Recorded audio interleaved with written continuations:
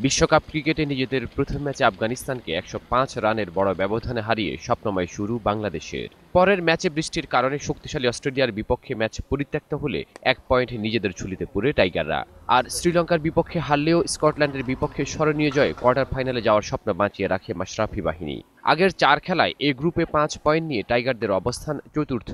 স্কটিশদের বিপক্ষে জয়ের সুখস্মৃতি কাজে লাগিয়ে এবার ইংলিশদের হারাতে চায় বাংলাদেশ। ম্যাচ পূর্ব সংবাদ সম্মেলনে নিজেদের আত্মবিশ্বাসের কথা জানালেন দলপতি মাশরাফি। আমাদের এই টুর্নামেন্টে যেরকম যাওয়ার কথা সবাই এক্সপেক্ট করছিল সেভাবেই যাচ্ছে। আশা করি ইনশাল্লাহ ম্যাচটাও যদি আমরা ওইভাবে খেলতে পারি তো আমাদের কাজটা খুব সহজ হবে। এদিকে নিজেদের প্রথম ম্যাচে অস্ট্রেলিয়ার বিপক্ষে ১১১ রানের বড় হার দিয়ে বিশ্বকাপ যাত্রা শুরু করে ইংল্যান্ড। পরের ৩টি ম্যাচে একমাত্র স্কটল্যান্ডের বিপক্ষে জয় পেলেও শ্রীলঙ্কা ও নিউজিল্যান্ডের বিপক্ষে করুণ হার।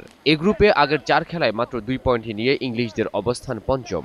বাংলাদেশের কাছে হারলে কোয়ার্টার ফাইনালে যাওয়ার স্বপ্ন চূর্ণ হবে তাদের। তাই তো এই ম্যাচে জয় ছাড়া কিছুই ভাবছে না ইংল্যান্ড। দলের কোচ পিটার মুরস জানান, বাংলাদেশের বিপক্ষে দলের প্রত্যেক খেলোয়াড় ভালো খেলতে মুখিয়ে আছে। আমাদের দলে বেশ কয়েকজন তরুণ ও মেধাবী খেলোয়াড় আছে। আশা করছি তারা সেই চাপ কাটিয়ে বাংলাদেশের বিরুদ্ধে ভালো ক্রিকেট খেলবে। এর আগে একদিনের ক্রিকেটে দুই দল মুখোমুখি হয়েছে ১৫ বার। এর মধ্যে ইংলিশদের ১৩ জয়ের বিপরীতে বাংলাদেশের জয় মাত্র ২টি ম্যাচে। সৌরভ ইমাম, ২১ টেলিভিশন।